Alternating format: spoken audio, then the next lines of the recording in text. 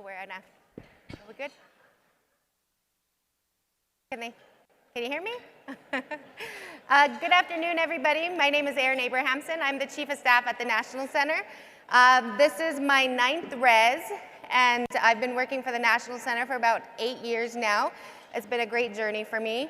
I get the pleasure to be up here with Cassandra Dorrington and Michael Wilmot, and we're going to have a discussion on working with our Indigenous partners in Canada.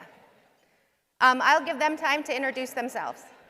Well, good afternoon. I know this is your last session. First of all, I want to say it's been a phenomenal week, and I hope you felt the same way. And I'm delighted that you're still here with all the contacts you've made over the week, all the knowledge you have. You're dying to get back to work and start making this happen. So let me just say, my name's Cassandra Dorrington. I'm the president and CEO of the Canadian Aboriginal Minority Supplier Council, CAMC. We're an organization in Canada who works on connecting up Indigenous and racialized businesses into the supply chain of corporate Canada and globally. Nice to meet you.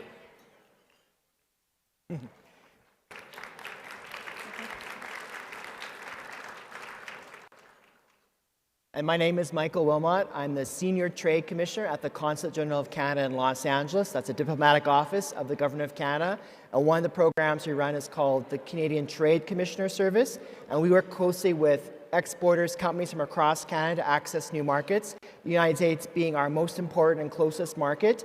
And for Indigenous businesses, it is also the most important market that they want to explore when they want to do business outside of Canada. So we're so pleased to be at RES. This is our 4th time here in a row with a delegation from Canada. And it's my 2nd RES myself, and I think I've been so excited to see the connections made here at RES, and that all of you are here to the end to hear our panel today. Thank you. So our first question, thank you both again for being here at RES and being one of our biggest sponsors with Canada. We have more than 400 Canadians at RES this year. Why do Canadians and the Government of Canada see such a value in participating in RES and partnering with the National Center? I guess that's a question to me. So why Government of Canada is involved? I think for us, international trade is a part of how we build a strong economy and build prosperity for Canadians. And that involves diversity in all forms. That involves diversifying what markets Canadians do business with, diversifying what products they sell, but most importantly, diversifying who is doing the business. And that, for us, that includes Indigenous companies, because when Indigenous companies are successful, Canada's successful, it builds resiliency for Canada, it builds resiliency for the economy, and it's just good business sense. So that's why we're here. I'm so excited to be partnering again with NCAIED with this conference. And I'll ask you again, Cassandra, what value do you see that Canadians have in attending RES? When I think about where Canada and the U.S. are situated so closely together, I mean, for the most part, the borders tend to be invisible. So therefore, it's an easy trading partner for Canadians to come down. And for Indigenous and racialized to see people who look like them to work with each other, that's an added bonus to how this works. I've been coming to RES for 4 years, and I've seen this grow tremendously, but I've also seen the businesses grow, and to make those connections from Canada so they become partners and work together, I think that's phenomenal. That's what we have to do more of. Great, thank you. So the next is we're hosting RES during a time in when trade is a very hot topic between our two countries. Why is maintaining cross-border Indigenous trade important, regardless of what happens between our two federal governments? Well, I think the easy answer for that is that the relationship between Canada and the United States goes beyond any particular government, any particular prime minister or president, any particular party in power. You know, it goes between people to people, across time, across geography, in so different ways. And I think for Indigenous businesses on both sides of the border, that's obvious. Indigenous peoples have been trading with each other for thousands of years before there was a Canada, before there was a British Empire, before there was the United States. So I think it's sort of continuing as business as usual, so to speak. And so I think it makes sense, and I think more than ever we need to connect across borders to support each other and, like I said, build opportunities, build resiliency in our economic relationships with each other. I like what Michael said, that, you know, despite what's going on geopolitical, this too will pass. We've had bad times in the past. We will continue to have bad times in the future. We have to say, how do we continue to do business despite the noise? I'll just call it the noise that's going on. And that's what this is all about. How do we create those relationships, those businesses that can continue to go on despite that level of noise? I think what's important is while we've had strong relationships in Canada and the US, we also have to say, as we weather the storm that's going on now, we need to make sure we have global relationships, something that gets us through some of this going on. So therefore, it's important that we continue to talk to each other. We continue to broaden that base into Europe, into New Zealand, into Australia, wherever they have Indigenous people who are located, who have businesses, who want to work. That's important for us to do that. Chris and I actually, we were together down in Australia and New Zealand this summer gone by. And for that very reason, we said, this is important to continue this, to make sure this relationship is tight and to make sure we continue this relationship beyond borders. And that's why I love your title, Beyond Boundaries. Yes, definitely. And as you said, this too shall pass. And, you know, as Indigenous people, we definitely know that phrase very well. We've weathered many storms and we continue to keep weathering them. Yes. Yes. So our next question is, what are some of the biggest opportunities for First Nations businesses, and what are some of the partnership opportunities for Native American tribe, Alaskan Natives, and Native Hawaiian organizations? Let me start off with that. I think what I see whether I'm in Canada or globally, this whole looking at renewables, looking at green energy, sustainability is huge when we think of Indigenous. All these are ideas that need to come to fruition. We have a lot of corporations who are looking for ideas but don't have them, and this early discussion of partnerships sets the tone for where that goes. I do think as well when we talk about food security, that's a huge issue that's come up for sure. Energy transformations continues to be huge, and even the artisans, seeing that globally is an important aspect that we've not played enough in that particular realm. Those are the areas that I hear a lot of discussion about as I talk to my corporate partners and across the country. I think those things are absolutely what I've been hearing as well. I think when I looked at what some of the reasons why some of the members of our delegation from Canada came down, looking at some of the complementarities between what First Nations in Canada or Métis people in Canada and what tribal communities and leadership here are looking at, there's some really interesting synergies depending on what developed in which part of North America. So I find some of the First Nations companies here have a lot of experience and deep experience working with the resource sector, whether it's in mining, in oil and gas, environmental experience, forestry.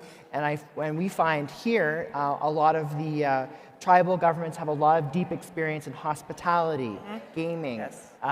Retail, government procurement. So there's different skill sets and different experiences that they can learn from each other, and also different legal frameworks and different ways of doing business. And I think that exchange has been really valuable for both sides. Great. Let me just add to that. When I think about CAMC, as I said, that's the organization I run in Canada. We're associated with organizations like Supply Nation in Australia, who are looking to partner their suppliers across the world. Amatai in New Zealand, who's looking to partner their supplier. So I think when you talk about partnership, there's organizations out there that you can actually, it's an easy way to get into a country. It's an easy way to start doing business, whether you're talking to us, whether you're talking to these organizations, because as you go further afield, it's hard to sort of just pick up and you land in a country and it's like, who am I going to do business with?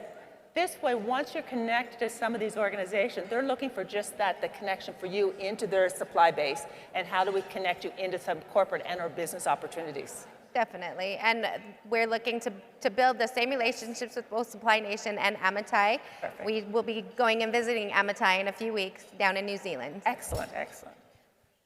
So we're talking a lot about the relationship between the U.S. and Canada, but what kind of relationship do you have with other Indigenous businesses around the world? Definitely leading into what we were just talking about. Again, we're seeing more of them.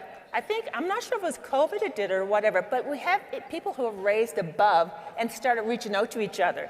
And so that's when we have all these connections. We've also been in touch with, as I've talked to you, Australia and New Zealand, integrate Brazil, integrate Chile, and we're having other countries come to the table saying, we have Indigenous people, we have racialized people who have businesses and we want to connect them. So we're hearing more of that, and even Mexico's reached out. We're hearing more who have Indigenous people and businesses who don't necessarily, might not be at the same level and want to learn from other countries, but also want to do business with other countries. So it's definitely, it's big on the horizon right now.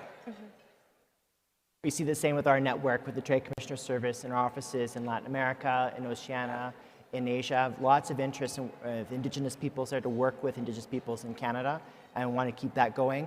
And also for countries that maybe don't have a strong experience with Indigenous people, a lot of curiosity. So Germany comes to mind, Japan comes to mind, where they may not have a strong background working with Indigenous peoples, but they're very interested in the culture, the products in terms of a business opportunity, tourism, those kinds of things. So there's opportunities with those parts of the world as well.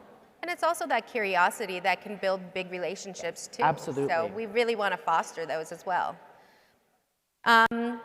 What are one or two action or policies that need to happen to foster and grow cross-border Indigenous relationships? Well, I think for sure, I mean, we need, from a policy perspective, Canada's right now doing a lot of free trade agreements. And in particular, they're having discussions and making sure Indigenous are built into these free trade agreements. So there, I've been on, my team's been on groups with others, and they're worldwide as they go through what addendums and what do we need to do to make sure these are effective and allow Indigenous people to work cross borders. Because just because we take a free trade agreement from before, it might not have had the consultation and insight to strip away any hidden barriers that are there. And so there's a lot of that going on right now. So that for sure is happening from a free trade policy perspective. But also, and I know Michael will talk to that. I was on the phone with someone talking about World Trade Centers and having free trade zones under World Trade Centers that they want to start to look at. I said, we don't know enough about that. They said that's a discussion that's coming up, that they want to create those opportunities for you to actually be able to do that. And I know you have another thing that you've brought out from here. Sure. So again, as Cassandra said, for the Government of Canada, including Indigenous people from the get-go with future trade discussions, or when we're relooking at trade discussions, is so important. We'll have that opportunity with the USMCA agreement coming up next year for mandatory renewal. Definitely want to make sure Indigenous people are included in that conversation when I talk about small, medium enterprise and other aspects of that. But also, if you look at the Indo-Pacific region, you know, Canada, New Zealand, Australia, and I believe Taiwan are founding members of PEPCA, which is an arrangement to look at multilateral approaches to include Indigenous people in trade and investment, and making sure those arrangements have their interests in mind and work with Indigenous people in those groups. So a lot of opportunity, a lot of, I would say, good faith interest, if I can say that, from governments around the world, certainly from Canada, to make sure that these approaches include Indigenous people. And on the idea of nation-to-nation trading, I think there's a lot of renewed interest. I've heard it a lot here at RES. Definitely something I'm taking back to Ottawa about the enthusiasm for that approach between Indigenous people in Canada and the United States for sure. Yeah. Definitely. And so as we have people here, and we have, like we had mentioned already, that we have over 400 attendees from Canada here at RES that have come to RES, which is really great. Yes. Is there a Canada equivalent to RES, or any event you would want to promote us Americans to come to? Okay. There's not a Canada equivalent, but we have a number of things. Okay, first of all, CAMC does their supply fair, their trade fair, procurement fair that we bring people in. CCIB that you just saw, Tabitha, they have an event that they do up there. CANDO, an organization we work with. CANDO has a yearly education session, plus they bring artisans in. So you can go almost like province to province. We have a number of events that would make sense. So we'd love to be in discussion with you and Chris to say, here's the list or here's the agenda of what's going on. Yeah. And get some of that information out. So depending on where you live, depending on the timing, depending on the focus, it might be advantageous to say, I'd like to go to Canada this time. They're doing something around this time. Let me take a look at that. And we'd love to create more of that synergies and that relationships, because we know business happens with people you know. You have to start to build those relationships. And once you have those back and forth discussions, it's amazing what happens from there. Yes, it is. Also want to mention the World Indigenous Leadership Forum that was in Santa Fe this year. Yes. It'll be in Melbourne, Australia this coming year, and then it'll be in Winnipeg the following year. So that's another opportunity to keep an eye on as well. There's been growing momentum with that event for connecting between Canada and the rest of the world on Indigenous business. And we're definitely open to having that conversation of just working together to say, hey, these are the big things that are happening here in Canada, and we can do that as well with some of our partner organizations that we work with to make sure that we promote on both sides as far as that goes. So we are nearing the end of our discussion. Is there anything else that either of you would like to add? All I want to say is that, as I started off, I think this couple days have been a tremendous opportunity for connections and communication. also to lay the foundation, if you're not already working together, for work to happen. Because again, as I said, we're in the world of relationships. Business happens out of relationships. And so I saw a number of people here that I had not met before, and to have and continue to start that conversation, that I can see big things coming from that. And the nice thing about it from here, even if it's not something that we're doing business, all of a sudden I'd say, let me connect you to over here, and you might not know this person. That's what happens in these 4 days, the wonder of the connection, the wonder of people being in the same place and relationships building from that. So I thank you for inviting me. This is not my first time, won't be the last. And I welcome you all to come to Canada, come to CAMSI, come to some of our events in Canada, because I see strong things going on. Yeah. Yeah. Well said, Cassandra. I echo all of that. And just to say, it's been a pleasure to be part of the Canadian delegation this year, a pleasure to partner with the National Centre, and Canada will definitely be back in 2026. Sounds great. Again, thank you both for having this discussion. Thank you. Thank you. I'll follow you out.